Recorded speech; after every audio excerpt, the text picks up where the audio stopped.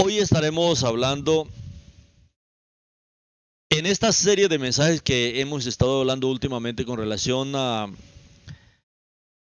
los idiomas, las lenguas originales del Tanaj, las lenguas originales de las Escrituras. Hoy vamos a hablar de un tema que es bastante interesante para todos los de Am Israel que creen en el Mashiach, y es con relación a la Septuaginta. Aunque muchos no valoran este documento, la Septuaginta es la traducción de la Biblia del hebreo al griego hecho por 72 sabios de Israel en el año 250 antes del Mashiach. Estos son textos fuentes, son textos muy antiguos, y hoy usted va a conocer muchos detalles con relación a la Septuaginta. Así es que estén atentos a todos estos detalles que vamos a estar hablando. La Septuaginta, o la Biblia de los 70, la traducción del Tanaj, la traducción de la Biblia del hebreo al griego, por 72 sabios de Israel, en el año 250 antes del Mashiach. Para poder entender toda la historia, vamos primero a leer la carta de Aristeas a Filócrates. Y usted va a entender qué es esto, qué carta es esta, la carta de Aristeas a Filócrates. Esto está en la historia. De tal manera que, como se dice normalmente, que el que no conoce la historia está propenso a repetir los mismos errores. Pero necesitamos conocer entonces la historia de cómo es que surge esta idea de traducir del hebreo al griego las escrituras hebreas. La carta de Aristeas a Filócrates dice así, dice: primero, es muy digno de memoria, Filócrates, el relato del encuentro que hemos mantenido con Eleazar, el sumo sacerdote de los judíos, y dado que a ti te importa mucho oír cada detalle de nuestra embajada y su objetivo, he intentado exponértelo todo con claridad, pues bien conozco a tu ávida disposición para aprenderlo. Esto es, en efecto, lo más importante para el hombre: aprender siempre y saber cosas. Ora sea por historias, ora sea por experiencias de los hechos mismos, así se adquiere una pura disposición del alma, escogiendo lo más bello. El alma que asiente al bien supremo, la piedad, rige su vida de acuerdo con una norma infalible. Habiendo hecho la elección de escrutar las cosas divinas con suma diligencia, yo mismo me ofrecí para la embajada ante el varón susodicho, el sacerdote, honrado por méritos propios y fama entre connaturales y extranjeros, y que ha granjeado una utilidad altísima a sus connacionales, tanto a los que habitan el país como a los de luengas tierras, gracias a la traducción de la ley divina, que entre ellos se halla escrita en pergamino en caracteres hebraicos. A ello me he consagrado con celo, aprovechando la ocasión para tratar con el rey acerca de los deportados de Judea a Egipto por el padre del rey, cuando señoreó la ciudad y se adueñó del gobierno de Egipto. También esto merece la pena de referirse.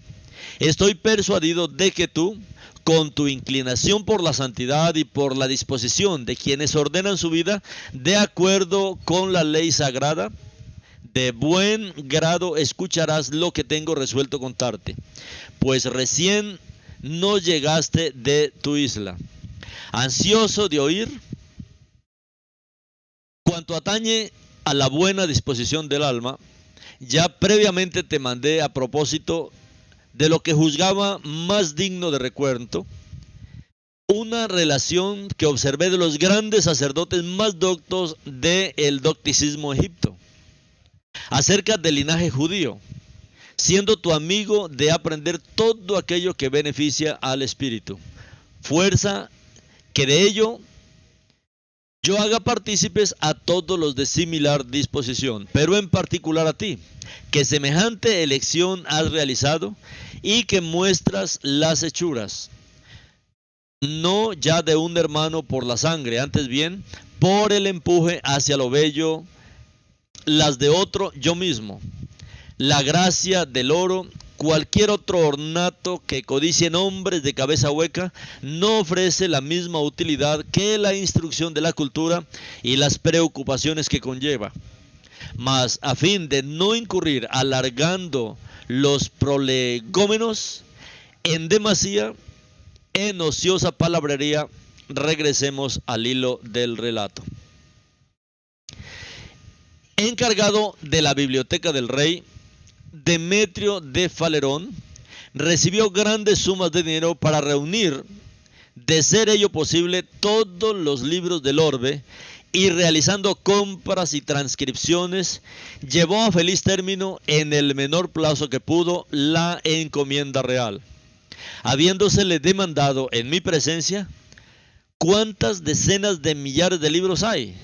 Respondió, más de 20, oh rey, y me afano para completar en breve lo que falta para los 500,000. Por cierto que se me ha anunciado además que las leyes de los judíos son dignas de transcripción y de hallarse en tus bibliotecas. ¿Qué es lo que te impide? Dijo el rey. Realiza esta tarea, puesto que se te ha provisto de todo lo necesario.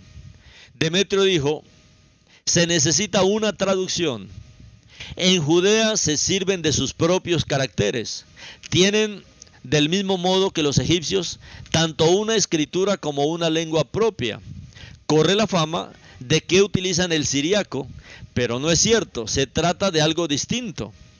El rey, después que hubo recibido noticia puntual de esto, ordenó se escribiera al sumo sacerdote de los judíos a fin de llevar a buen término el proyecto.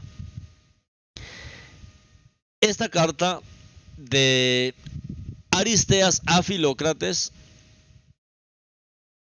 es una carta en la cual se está hablando de Eleazar, que era el sumo sacerdote de los judíos. Esto fue totalmente coordinado, lo que se hizo para poder tener las escrituras hebreas ahora en el idioma griego.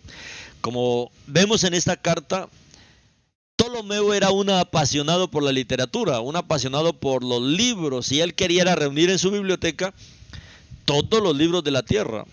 Y ahí es donde se informa de la Torá que tenía el pueblo yehudí. Y ahora Ptolomeo quiere tener también todo traducido al griego y tenerlo en su biblioteca.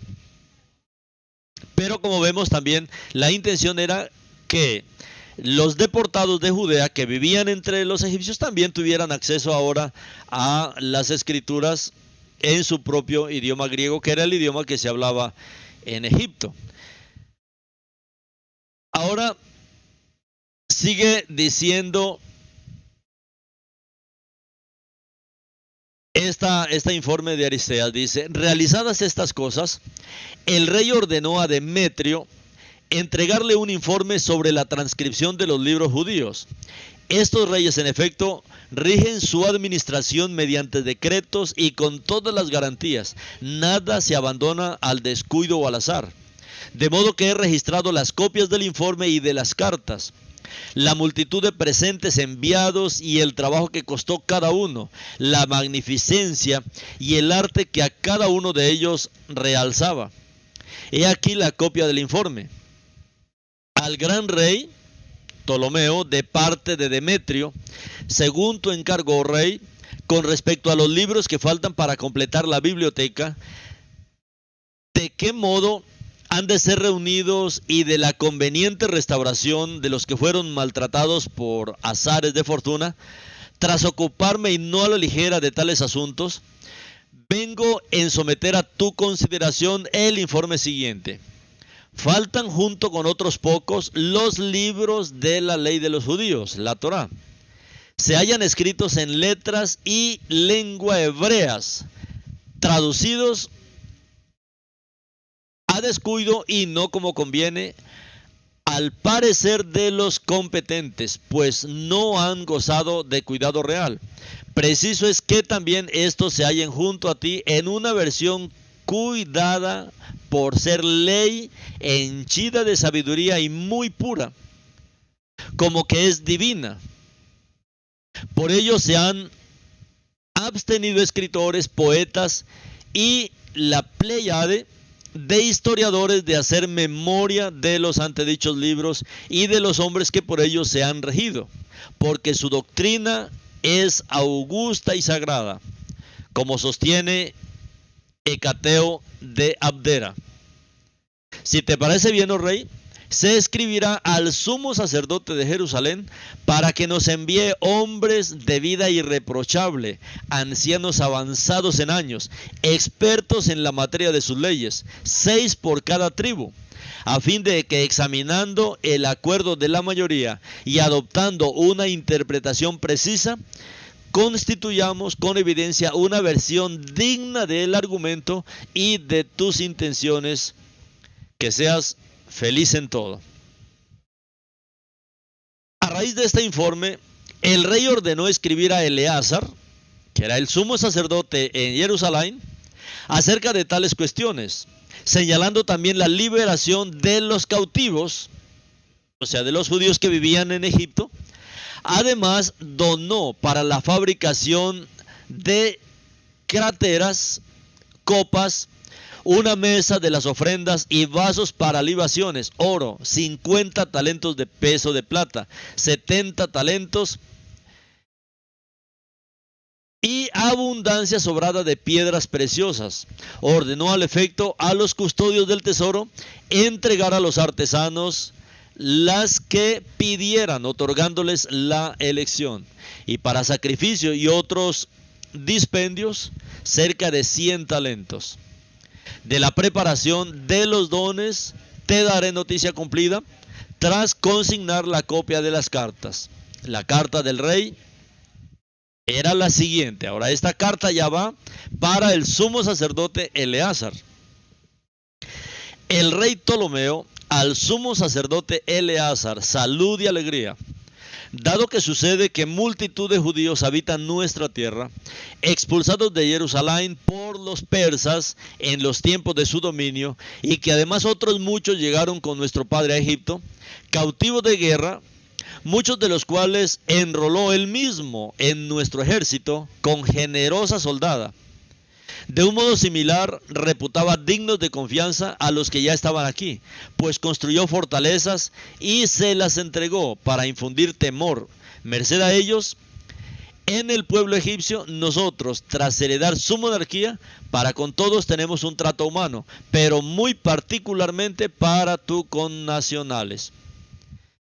Hemos liberado a más de 100,000 prisioneros de guerra, pagando a sus dueños el justo precio en dinero, judíos, y si algún entuerto se había cometido por culpa de los ímpetus del populacho, reparándolo, convencidos de actuar de un modo piadoso y de hacer algo grato al Supremo Dios, que ha preservado nuestra soberanía en paz y con gran gloria por todo el orbe. A los que gozan de la flor de la edad los hemos situado en el ejército, a los merecedores de estar junto a nosotros como dignos de confianza en la corte. Los hemos puesto a la cabeza de determinadas misiones, queriendo hacer algo grato a ellos, a todos los judíos del orbe y a sus descendientes. Hemos decidido traducir vuestra ley de la lengua que llamás hebraica al griego, a fin de que se halle también en nuestra biblioteca con los otros libros reales. Obrarías magnánimemente y de un modo digno de nuestra solicitud si eliges hombres de vida irreprochable, ancianos expertos en la ley, capaces de traducirla, 6 por cada tribu, de modo que se descubra de acuerdo de la mayoría, visto que la investigación versa sobre algo de altísima importancia, pues pensamos que cumplida esta tarea nos reportará gran gloria. Para ello hemos enviado a Andrés, uno de los capitanes de la guardia de Corps, y Aristeas, honrados ambos en nuestra corte, para tratar contigo y llevarte primicias de ofrendas para el templo y para los sacrificios y otros menesteres, 100 talentos de plata. Escríbenos si algo te es grato recibir como don. Obrarás de modo digno de nuestra amistad, pues queremos apresurarnos en todo lo que desees. Salud. Esta fue la carta de Ptolomeo al sumo sacerdote Eleazar para emprender este proyecto de traducción. Ahora, aquí está la respuesta de Eleazar. A esta carta respondió dignamente Eleazar lo siguiente. Eleazar, sumo sacerdote, saluda al rey Ptolomeo, su amigo de corazón, saluda a ti, a la reina Arsínoe, tu hermana, y a vuestros hijos. Si es así, bien está, y conforme a nuestros deseos, también nosotros estamos bien. Recibida tu carta, grandemente nos alegramos a causa de tu determinación y buen consejo, y habiendo congregado al pueblo entero, se la leímos, para que conozcan tu piedad para con nuestro Dios. Les mostramos también las copas que enviaste, 20 de oro, 30 de plata, las 5 crateras, la mesa de la presentación, y los 100 talentos de plata para la ofrenda de sacrificio y demás menesteres del templo. Todo lo que nos trajeron Andrés, del número de tus honrados, y Aristeas, varones nobles y excelentes por su educación, dignos en todo de su conducta y tu justicia, quienes nos entregaron tu mensaje y escucharon de parte nuestra respuesta acorde a tus cartas. Todo aquello que te cuadre, incluso más allá de nuestras posibilidades, lo acogerá nuestro oído. Tal proceder es el signo de la amistad y el afecto, pues también tú has obrado grandes beneficios, beneficios que no crearán en el olvido, beneficios que no caerán en el olvido para con nuestros conciudadanos y de tantas maneras. Al punto hemos celebrado sacrificio por ti, por tu hermana y tus hijos, por tus amigos, y el pueblo entero alzó plegarias para que todo se realice siempre según tus deseos, y que conserve tu monarquía en paz y gran gloria el Dios soberano de todas las cosas, y para que se lleve a cabo con provecho para ti y con seguridad la traducción de la ley santa, de la Torá. En presencia de todos escogimos hombres nobles, ancianos, 6 por cada tribu, a los que despachamos custodiando la ley, la Torá. Bien obrarás, oh rey justo, tomando previsiones para que, una vez ejecutada la traducción de los libros, estos varones regresen a nosotros con seguridad. Salud.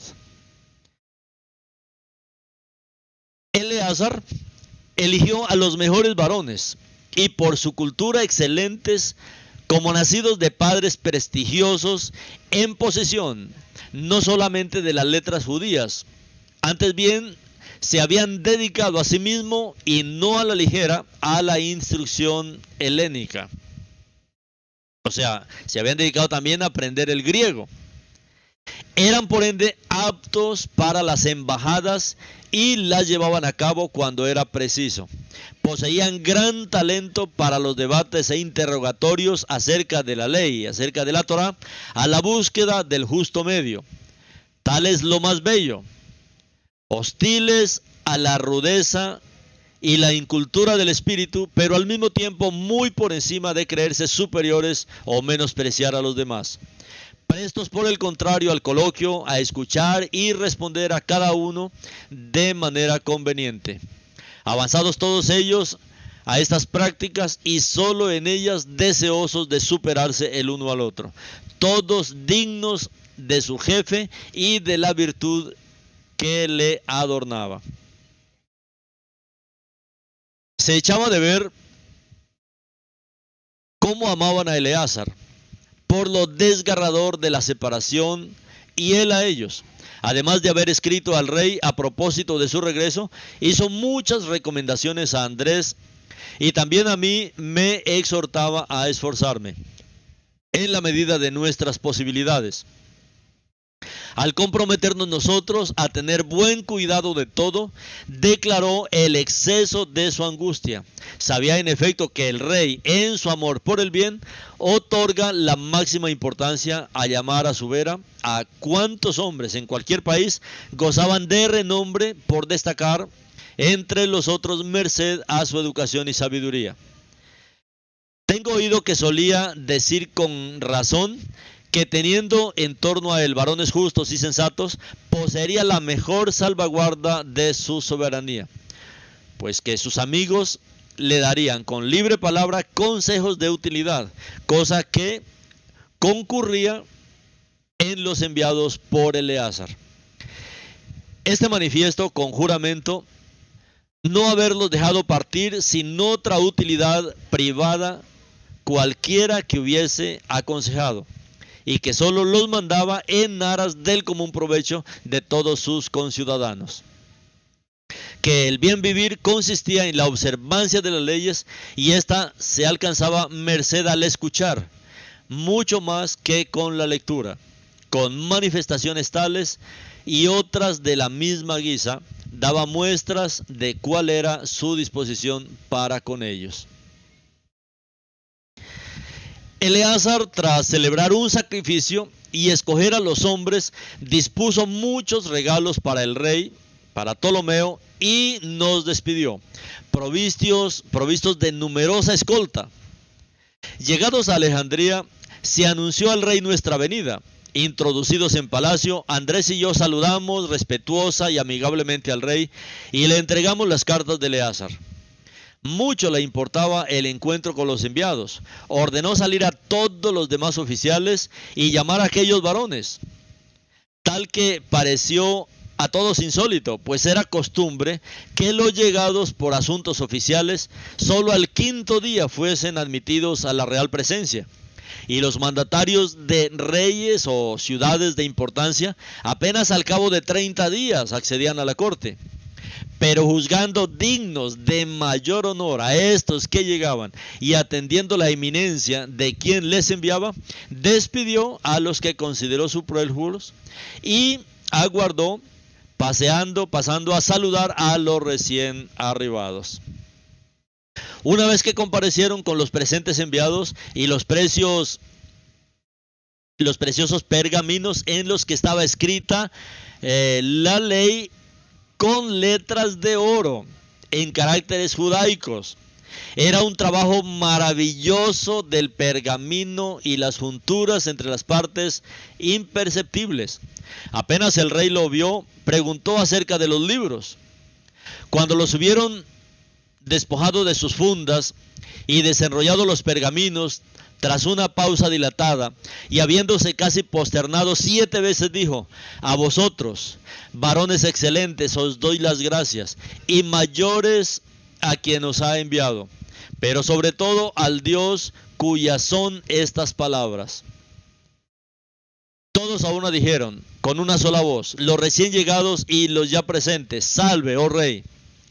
Y se entregó al llanto, henchido de gozo, pues la tensión del alma y el colmo de los honores fuerza las lágrimas aún en la plenitud de la fortuna.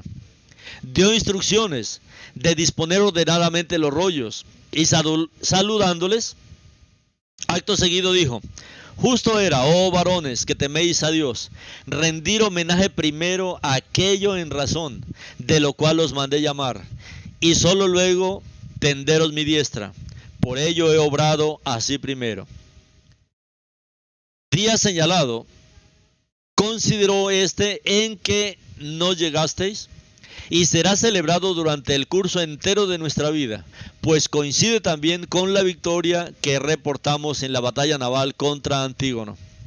Quiero por ello cenar hoy con vosotros. Todo estará dispuesto de acuerdo con vuestros usos, para mí como para vosotros. Mostraron ellos su satisfacción y ordenó que se les diese el mejor alojamiento junto a la ciudadela y disponer lo conveniente para el banquete. El gran mayordomo Nicanor convocó a Doroteo, encargado de tales huéspedes, y le ordenó cumplimentarlo todo al detalle. Así había sido dispuesto por el rey, tal como lo ves en vigor aún hoy en día. Cuantas ciudades usaban de costumbres particulares en comida, bebida, lechos, tantos eran los superintendentes y de acuerdo con sus usos se disponían las cosas cuando visitaban a los reyes, a fin de que, sin nada que les incomodase, pasasen un tiempo placentero, como así se hizo en este caso. Doroteo era hombre meticuloso, se ocupaba como superintendente de los huéspedes de tal rango, desplegó todos los objetos de custodia prestos para tales recepciones. Dispuso los lechos en 2 filas, como el rey había establecido, pues había ordenado colocar a la mitad a su diestra, a los otros tras su propio lecho, sin omitir nada para honrar a estos hombres. Y cuando ocuparon su puesto, exhortó a Doroteo a conformarse con cuantos usos seguían los huéspedes llegados de Judea. Por ello despidió a los heraldos sagrados, los sacrificadores y a los otros que solían realizar las plegarias, y exhortó a Eliseo, el más anciano de los sacerdotes que habían venido con nosotros, a elevar sus preces. Y él, puesto en pie, dijo en términos dignos de memoria: que Adonai omnipotente te colme de cuantos bienes ha creado y te otorgue conservarlos sin mengua, a ti, a tu mujer, a tus hijos y a los que te son amigos durante todos los días de tu vida. Tras sus palabras estalló un aplauso con griterío y expresiones de júbilo que duró largo tiempo. Luego se consagraron a deleite de los manjares dispuestos. Prestaba servicio todo el personal a las órdenes de Doroteo, entre el que se encontraban también los pajes reales e incluso algunos dignatarios del rey. Después de 3 días, Demetrio los tomó consigo y tras recorrer el dique del mar de 7 estadios hasta la isla de Faros, cruzó el puente y avanzando hacia la parte norte, les congregó en una mansión bien dispuesta junto a la playa, de gran belleza e inmensa en una paz profunda, y les exhortó a llevar a término la traducción, pues que estaban bien provistos de todo lo que precisaban. Y la ejecutaron poniéndose de acuerdo mediante confrontaciones entre ellos acerca de cada punto. El resultado quedaba fijado oportunamente por escrito a cargo de Demetrio. Hasta la hora 9 se prolongaba la sesión. Después se separaban para dedicarse a los cuidados del cuerpo, facilitándoseles con espléndida provisión cuando pudieran desear. Además, cada día, todo lo que se disponía para el rey, también para ellos, Doroteo lo aprestaba, pues tal había sido la orden del soberano. Con la primera luz comparecían en la corte cada día, y tras saludar al rey regresaban a su lugar. Tal como es usanza entre todos los judíos, se purificaban en el mar las manos, y elevando preces al Creador, acto seguido, se consagraban a la lectura y exegesis de cada punto. También pregunté esto: ¿por qué razón se lavan las manos antes de orar? Aclararon que en testimonio de no haber cometido mal alguno, pues toda acción se realiza por medio de las manos, así hermosa, piadosamente, todo lo remitían a la justicia y a la verdad. Tal como lo he dicho, cada día, congregados en este lugar, que hacían tan deleitoso la calma y luminosidad, llevaban a cabo la tarea fijada. Y acaeció que la traducción fue completada en 72 días, como si hubiese sucedido por una suerte de premeditación. Cuando se llegó el cumplimiento, reunió Demetrio a la comunidad de los judíos en aquel lugar donde la traducción había sido realizada, y se la leyó a todos, ahora en griego, en presencia de los traductores, que se granjearon una recepción magnífica también por parte del pueblo, como responsables de magníficos bienes. Tal acogieron a Demetrio también, exhortándole a entregar a los rectores de su comunidad una copia de toda la ley. Después de leídos los rollos, en pie los sacerdotes y los ancianos de los traductores y los rectores del común proclamaron: puesto que ha sido traducida hermosamente y con piedad y con exactitud plena, bien está que permanezca como ella es y que no se produzca la menor alteración. Todos aclamaron tales dichos y les exhortaron a lanzar una maldición, según es usanza entre ellos, contra cualquiera que altere, añadiendo, modificando o suprimiendo el tenor de lo escrito. Bien obraron a fin de que fuera preservado incólume perpetuamente. Comunicadas al rey estas nuevas, se alegró grandemente, pues reputó que la intención que había tenido se había realizado a satisfacción.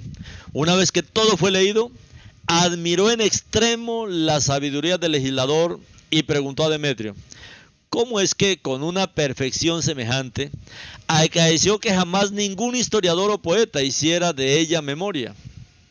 Aquel le dijo: porque la ley es sagrada y de Dios procede.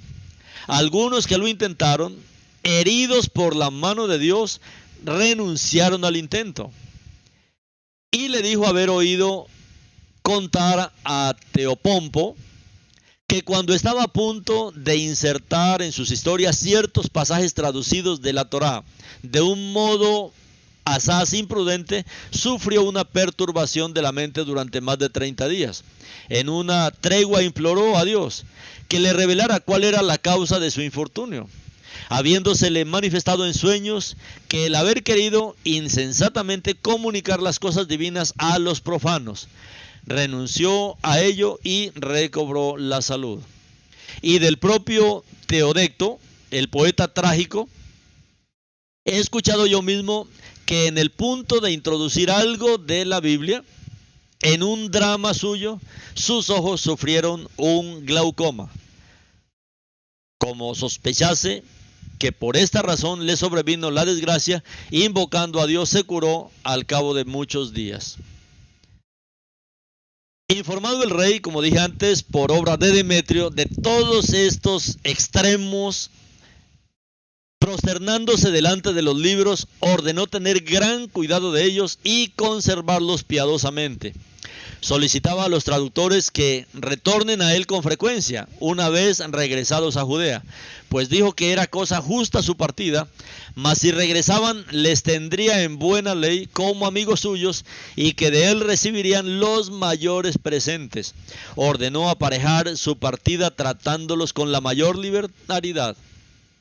A cada uno entregó 3 vestiduras de los mejores y 2 talentos de oro, una copa de 1 talento y cobertores para 3 lechos. También envió a Eleazar con la comitiva 10 lechos de piel de plata con todos sus aparejos, una alacena de copas de 30 talentos, 10 vestiduras, una túnica púrpura, una espléndida corona, 100 velos de lino más sutil, copas, platos, 2 cráteras de oro para las ofrendas. Les escribió exhortándoles a que si alguno de aquellos varones escogiere retornar junto a él, no se lo vedase, pues tenía en mucho la compañía de los instruidos y gastar con ellos las riquezas a manos llenas, no en frivolidades.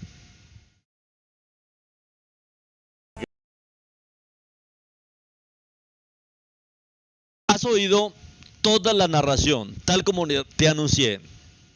Filócrates, pienso que más te deleitará que los libros de los fabuladores, pues te inclinas al cultivo de aquello que puede lucrar al espíritu y a ello consagras la parte mejor de tu tiempo. Intentaré escribirte los otros sucesos dignos de mención para que leyéndolos puedas alcanzar el alto premio de tus deseos. Esto, mis hermanos, es la historia. Estos son cartas de la historia de cómo fue que de verdad pasó este maravilloso trabajo. Cómo el Eterno impulsó a estos hombres a que hicieran este trabajo y como ellos mismos lo contemplaron que no sería cambiado a lo largo de los años. Y por eso hasta hoy, mis hermanos, 2250 años después de que se hizo este trabajo, todavía tenemos acceso a la Septuaginta.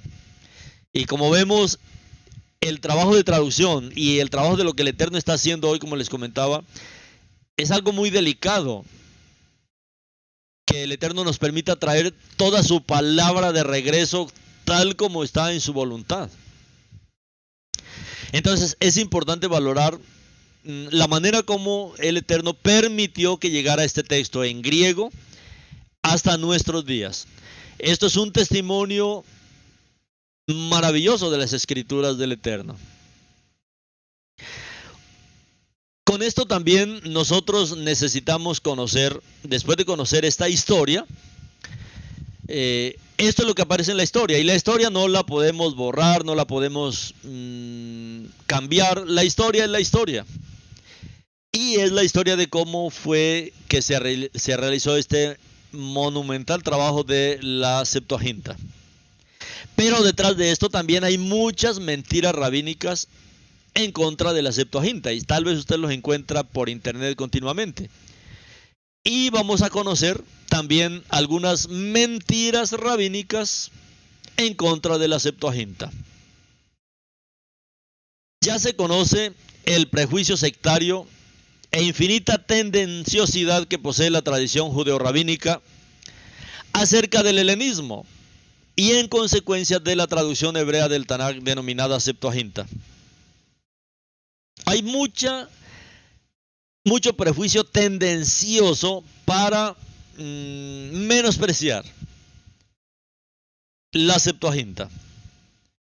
Y nosotros sabemos que fue una traducción del Tanaj guiada por el Eterno, como vimos en la historia. Ahora, este irracional prejuicio en ocasiones lleva a caer en lo más bajo de la mentira. Los siguientes son artículos del sitio web de Enlace Judío, donde afirma que la traducción Septuaginta fue ordenada a la fuerza por el rey Ptolomeo, con intenciones malvadas y negativas, casi blasfemas contra Dios. Cosa que no es así, no es lo que aparece en la historia.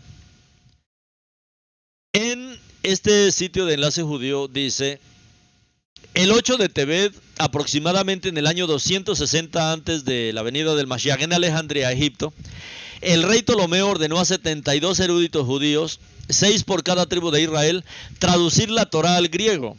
El rey Ptolomeo intentaba demostrar la inexistencia de una traducción judía unificada y así tener una excusa para deslegitimizar al judaísmo y humillar al pueblo de Israel.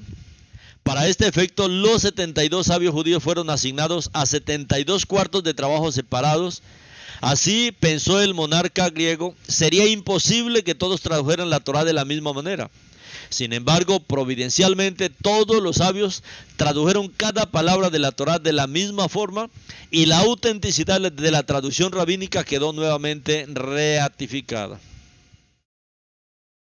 En el año 3515, desde la creación, año 246, antes de la venida del Mashiach, el rey Ptolomeo, quien llevaba 61 años intentando traducir la Torá, secuestró a 72 sabios reconocidos y los obligó a traducir la Torá del hebreo al griego. Cada uno fue incomunicado en una celda por aparte, sin mantener contacto con sus compañeros, y por acción divina, según lo marca el Talmud, las 72 versiones resultaron ser idénticas, palabra por palabra. Todos los sabios tradujeron de la misma forma. Hoy en día, en el mundo no judío, esta traducción es conocida como la Septuaginta en griego. Hace referencia al número 70, aunque en ese día ocurrió un milagro. El evento de la traducción es recordado como un día trágico. La lengua de Dios acababa de ser transgredida. El resultado, además, abre al mundo entero un sinfín de interpretaciones erróneas y malentendidos surgidos a raíz de la traducción. Además, marcó el inicio de la asimilación de los judíos helenistas a la cultura griega. Estos son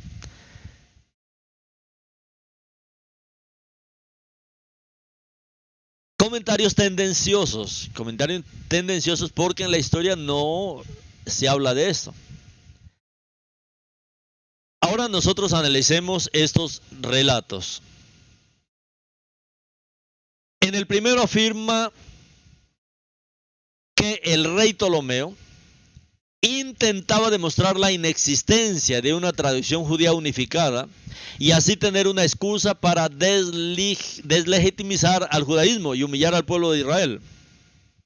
O sea que la intención secreta del rey era humillar a Israel y burlarse de Dios, según este comentario. En el segundo relato va más lejos todavía y afirma que el rey mandó a secuestrar, así como lo oye, secuestrar a 72 sabios judíos y los obligó a la fuerza, encarcelados y prisioneros, a realizar la traducción. Ahora bien, Josefo, basándose en sus propios archivos y en la carta de Aristeas, que ya la vimos, desmiente estas falacias rabínicas. Leemos así: cuando Alejandro había reinado 12 años y después de él Ptolomeo Soter 40 años, Filadelfo tomó el reino de Egipto y lo mantuvo 40 años como uno. Procuró interpretar la ley y liberó a los que venían de Jerusalén a Egipto y ahí estaban en esclavitud, que eran 120,000. La ocasión fue esta: Demetrio Falerio, que era el guardián de la biblioteca del rey, ahora se esforzaba, si era posible, en reunir todos los libros que estaban en la tierra habitable y compraba lo que fuera valioso o agradable para la inclinación del rey, que estaba muy seriamente puesta en la colección de libros. Era la pasión de este rey, a la que la inclinación de su Demetrio era celosamente servil. Una vez que Ptolomeo le preguntó cuántos 10,000 libros habían coleccionado, respondió que ya tenían unas 20 veces 10,000, pero que en poco tiempo deberían tener 50 veces 10,000. Pero se podría decir que había sido informado de que había muchos libros de leyes entre los judíos, dignos de ser investigados y dignos de la biblioteca del rey, pero que escritos en caracteres y en un dialecto propio, no causarán grandes molestias.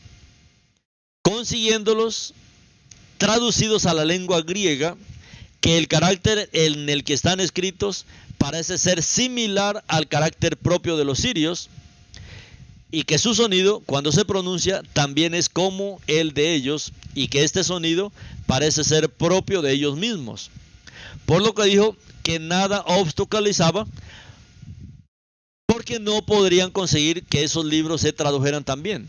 Porque si bien no faltaba nada que sea necesario para ser completado ese propósito, podemos tener sus libros también en esta biblioteca.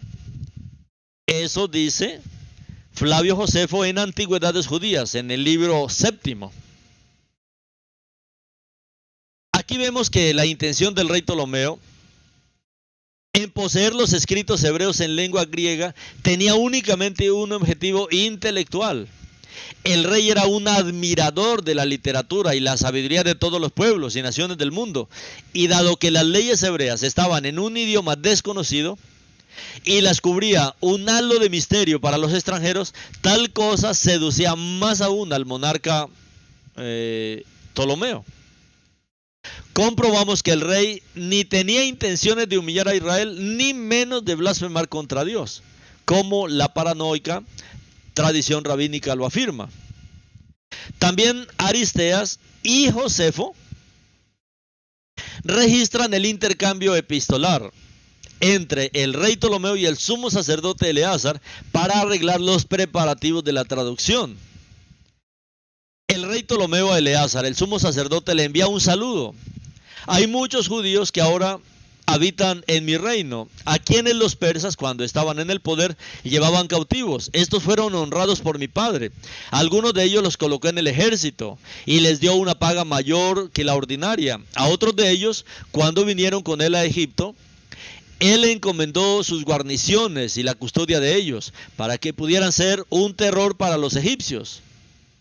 Gobierno, traté a los hombres con humildad, y especialmente a aquellos que con sus conciudadanos, de los cuales liberé a más de 100,000 esclavos, y pagué el precio de su redención a sus amos con mis propios ingresos.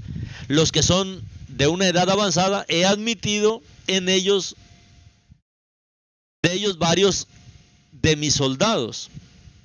Y para aquellos que son capaces de ser fieles a mí y adecuados para mi corte, los he puesto en un puesto de este tipo, ya que pienso que esta bondad hecha para ellos es un regalo muy grande y aceptable que dedico a Dios por su providencia sobre mí.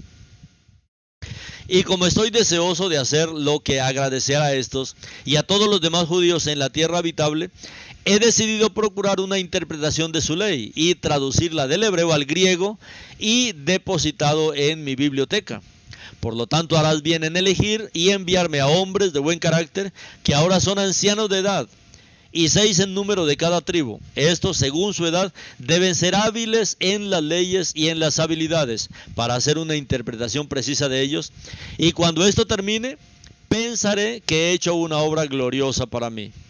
Y te he enviado a ti, a Andreas, el capitán de mi guardia, y a Aristeas, hombres que tengo en gran estima, por quienes he enviado las primicias que he dedicado al templo, a los sacrificios, a otros usos, al valor de 100 talentos. Y si no envías para hacernos saber, ¿qué más tendrías? Harías algo aceptable para mí.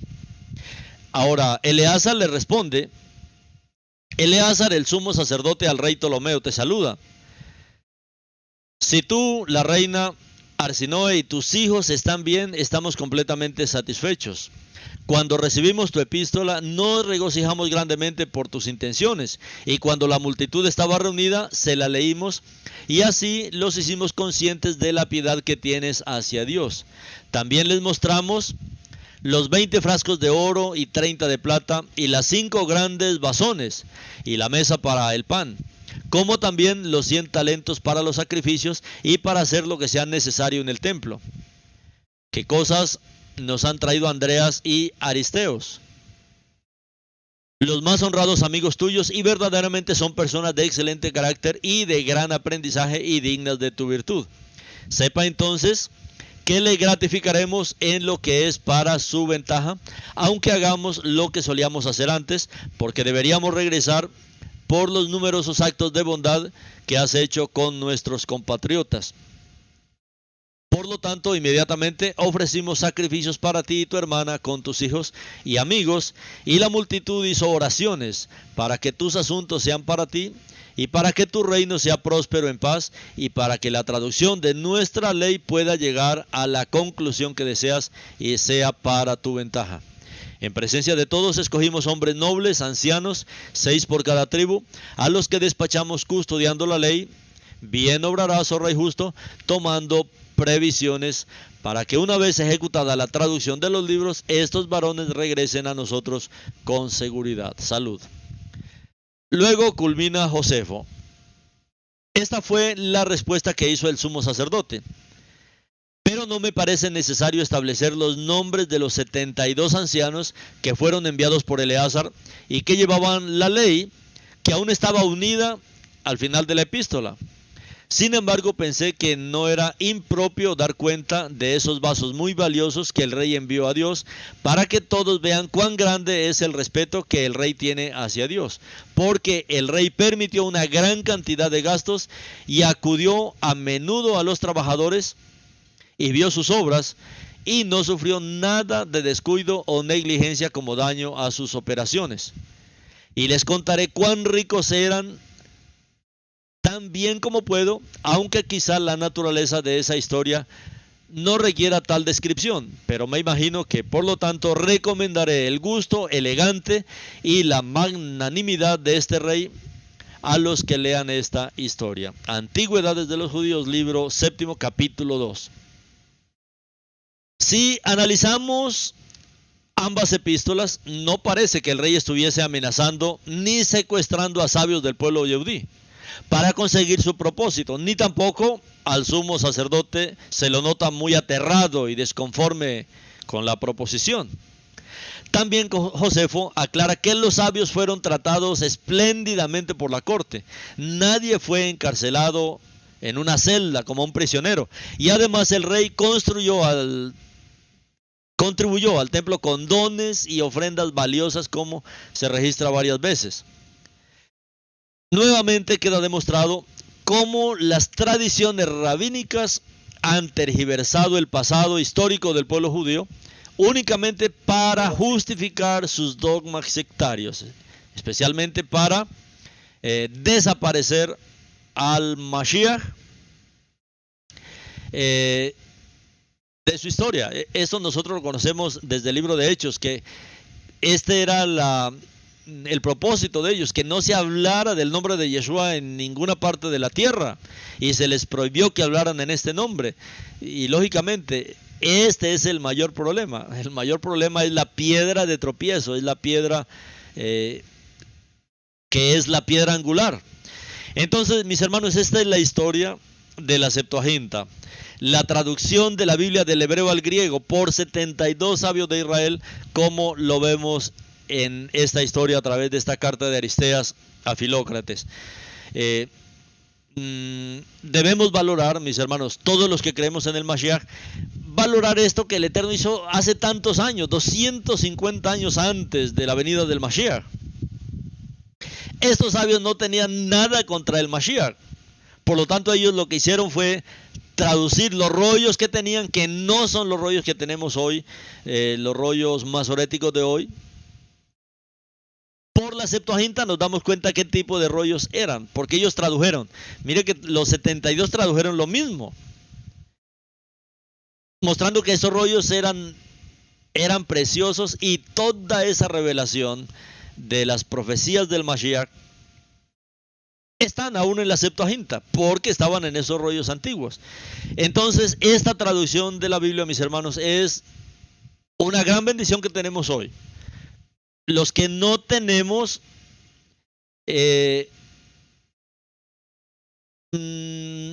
dogmas sectarios o que queremos irnos contra el Mashiach. No, hermano, los que tenemos una emuná sana, un corazón sano hacia el Mashiach, hacia su Torah, hacia su palabra, y debemos aprovechar todo esto que el Eterno nos está dando en este tiempo, como profetizó a través del libro de Enoch, que cuando nosotros como pueblo tuviéramos la capacidad de traducir palabra por palabra, tal como el Eterno la dio a sus profetas en el pasado, ahí el Eterno nos daría nuevos libros para nuestra edificación. Todo con la debida luz, todo con la debida luz. Y por eso enfatizamos esto, mis hermanos. La traducción de la Septuaginta es una traducción hebrea. Es una traducción del pueblo Yehudí. 6 de cada tribu. Sabios, entendidos, embajadores. Muy sabios, entendidos en la Torá. Entonces, esto no tiene nada que ver con el helenismo. ¿Qué es el helenismo? El helenismo es lo que trata de reemplazar a Israel por el sistema iglesia. Aquí no está habiendo este problema. Por el contrario, se está resaltando toda la profecía con respecto a Israel, con respecto a la restauración de Israel, lo que hablaron todos los profetas, con respecto a la obra del Mashiach, que tenía que ver con la restauración de Israel. Entonces, por el contrario, todo esto nos ayuda a afianzarnos mucho más en esta emuná. Nos afianzamos mucho más en las sendas antiguas, nos afianzamos mucho más en las raíces hebreas, especialmente cuando conocemos esta historia, la Septuaginta, como una traducción de la Biblia, una traducción hecha por hebreos, ni un gentil ahí en esta traducción, hebreos, 72 sabios de Israel, escogidos para hacer esta traducción. Por lo tanto, mis hermanos, es una traducción maravillosa, porque en esta traducción se resalta a Israel, se resalta al Mashiach, se resaltan estas profecías de la restauración de Israel. Es diferente a las traducciones griegas del Brit Hadashah. ¿Por qué? Porque las traducciones del Brit Hadashah, la traducción de griega, ya son sesgadas, son hechas por el sistema religioso, por el sistema de iglesia, donde se reemplaza a Israel por la iglesia. A eso es grave, donde se cambia el nombre del Mashiach, donde se llena el Brit Hadashah de dogmas, de apostasía, de doctrinas del reemplazo. Eso sí es grave, y por eso nosotros necesitamos discernir correctamente las escrituras en nuestros días. Así es que, mis amados hermanos, espero que nos ayude a conocer toda esta historia para de verdad amar la palabra y nosotros poder tener una orientación, una guía muy grande con respecto a la restauración de la palabra del Eterno en nuestros días.